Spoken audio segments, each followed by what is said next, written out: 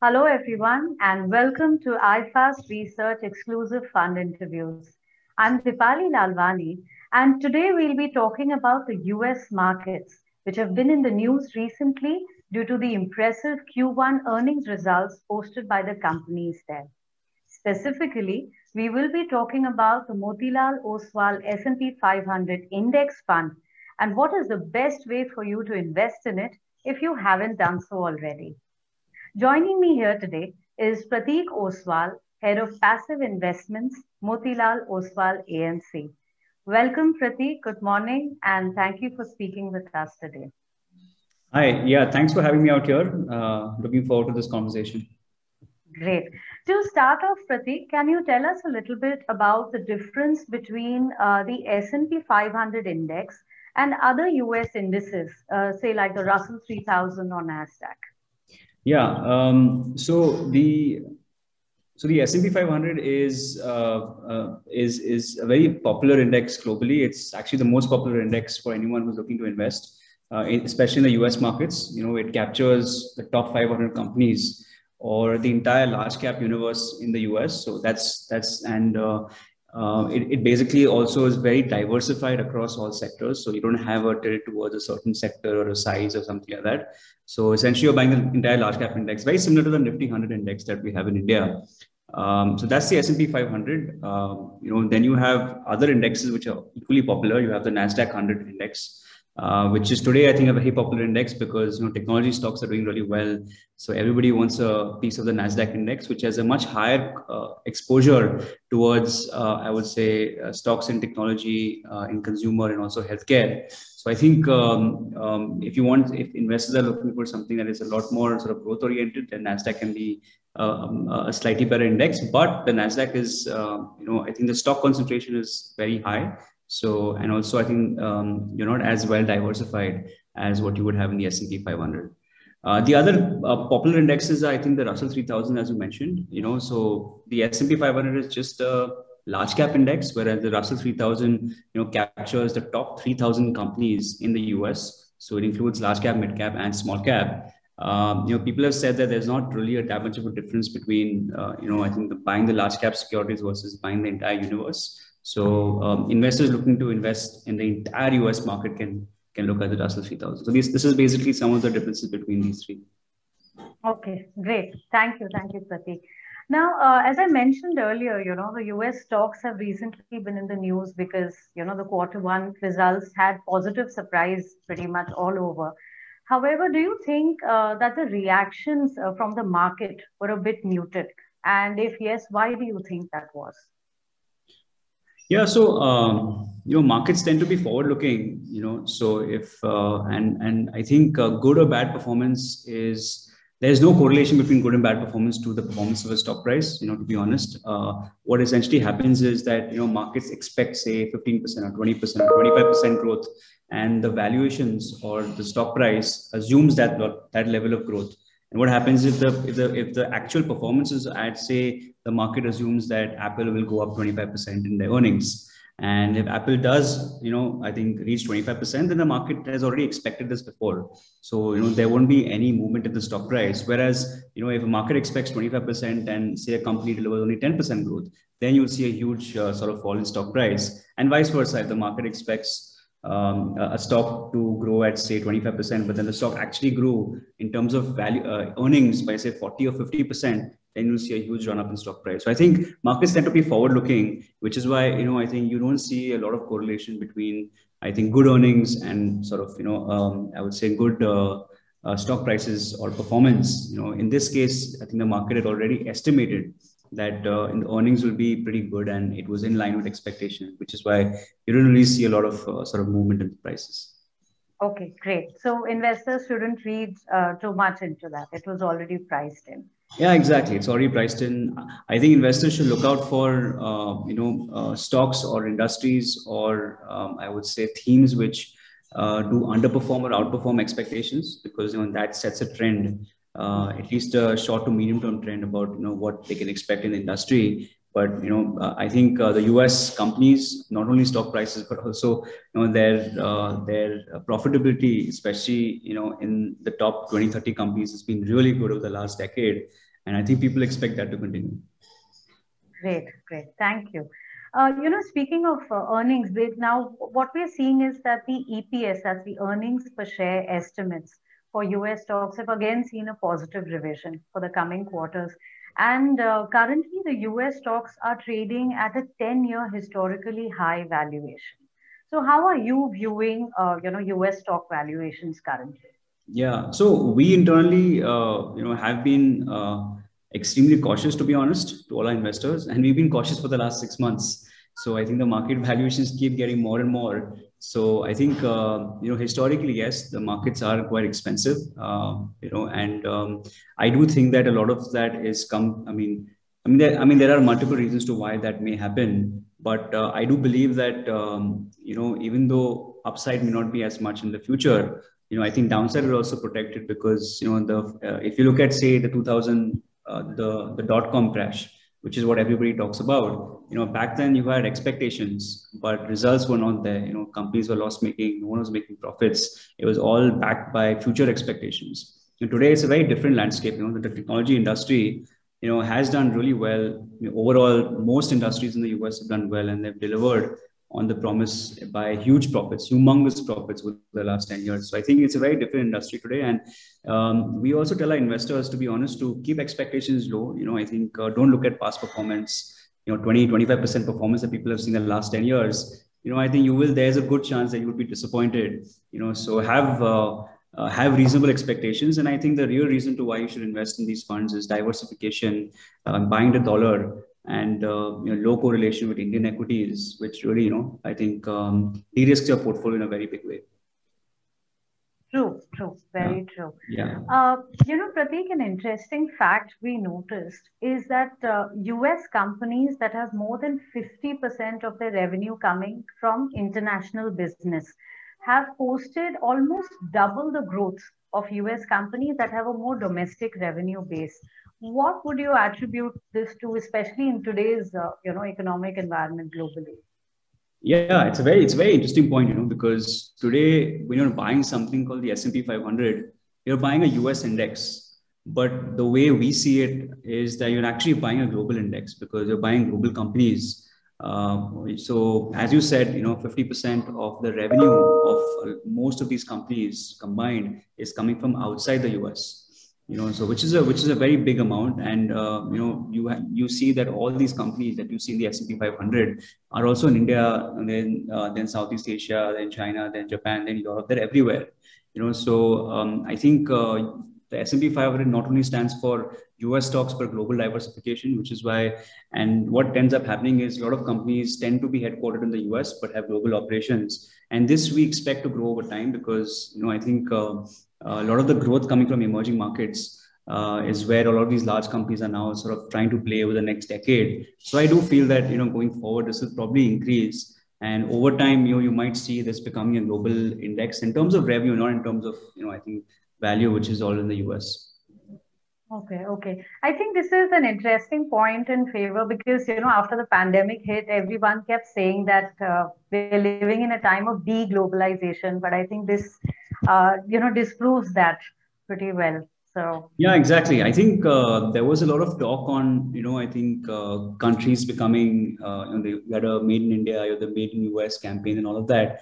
But I think those are great in terms of moves. But essentially, companies need to be efficient. So, you have a manufacturing base in China, and if your competitor also has it there, it's very hard for you to not have it there as well, So I think it makes sense to go global. And I think adding global revenue streams also makes your domestic business a lot more stable.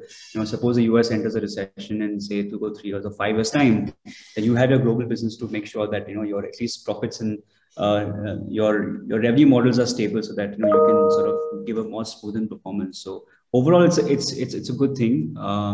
And also I think today in domestic markets as India also, you're not today, I keep telling people that, today Honda is like a Maruti is not competing with a Tata Motors.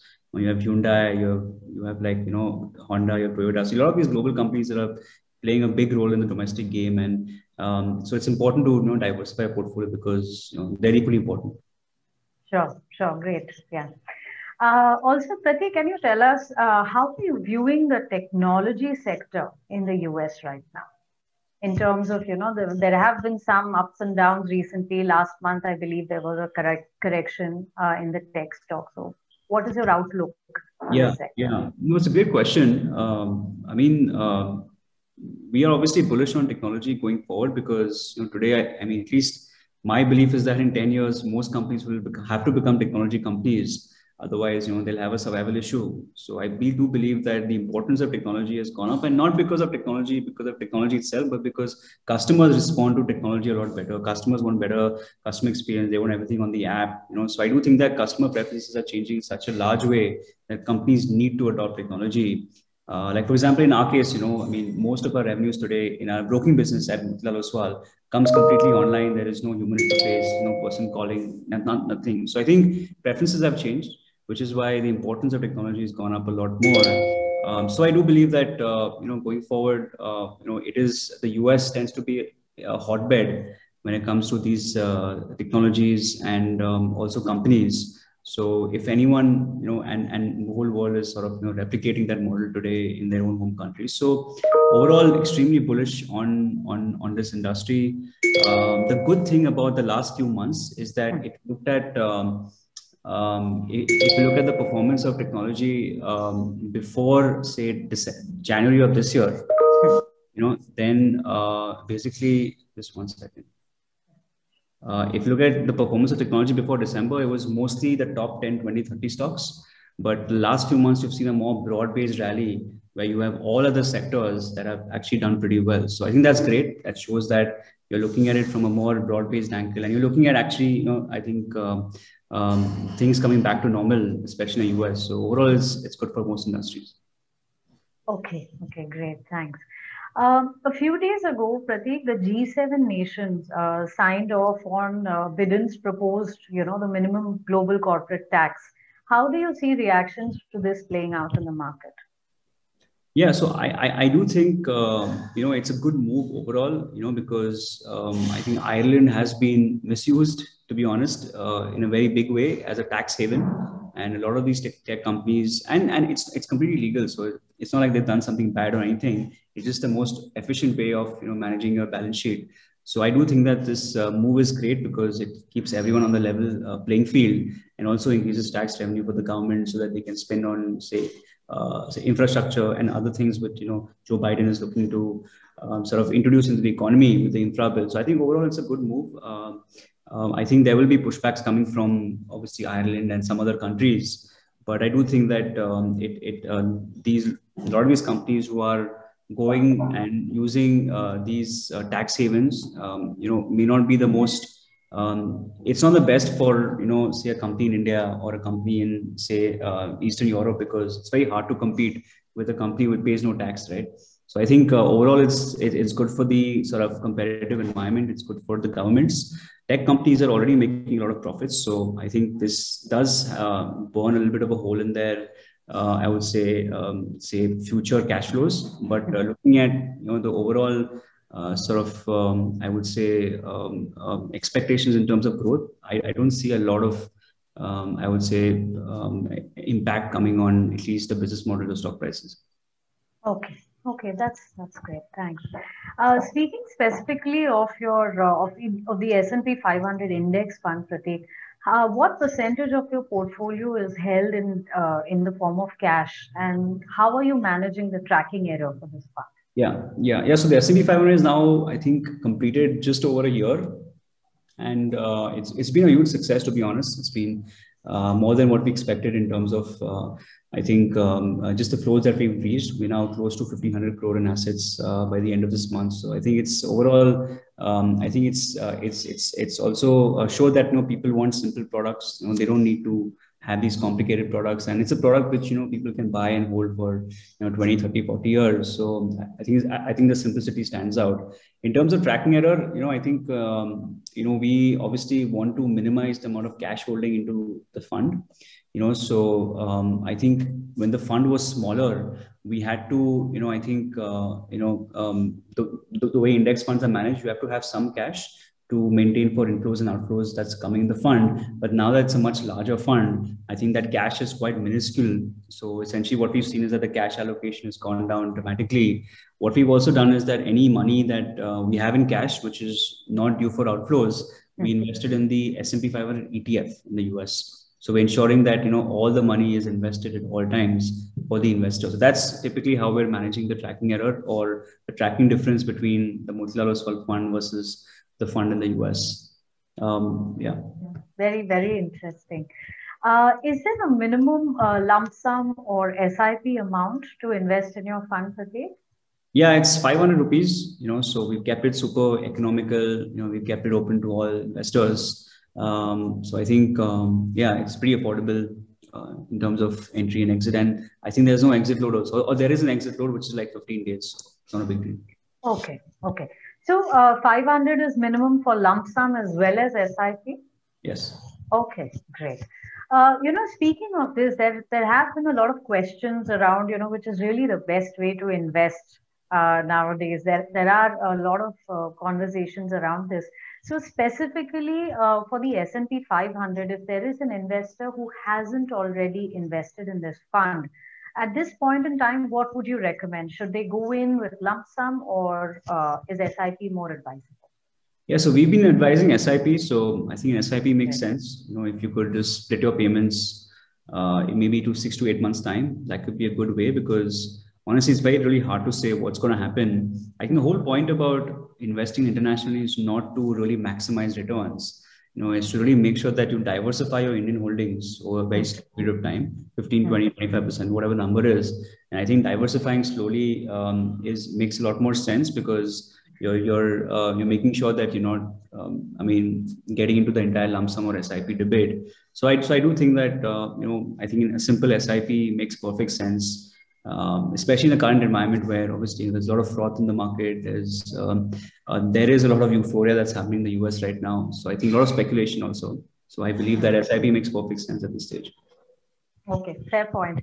Last question. Can you tell us about the expense ratios, both for direct and regular plans? Yeah, super simple. So regular plan is, so total expense ratio is 1%. Direct plan is 0.5%. So that's basically how we kept it. Great. Thank you so much, Prateek, for answering our questions so patiently. Any concluding thoughts that you want to leave the viewers with? Well, look, when it comes to the S&P 500, I think obviously, it's a good, easy, simple fund to invest in. But I think one thing that investors also do miss out on is that they're buying two asset classes. Buying these really large world-class companies, but you're also buying the dollar, which I think is a very underappreciated asset.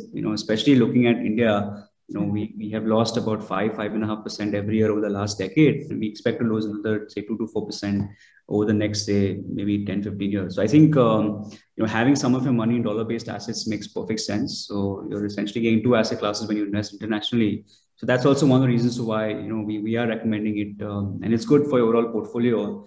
And so that's the lasting thought that I would like to leave. But yeah, thank you, Deepali, for having me out here. And absolutely a pleasure, Prateek. Your insights are going to be very, very value adding. It's been great talking to you. Thank you so much. Thanks. Thank you.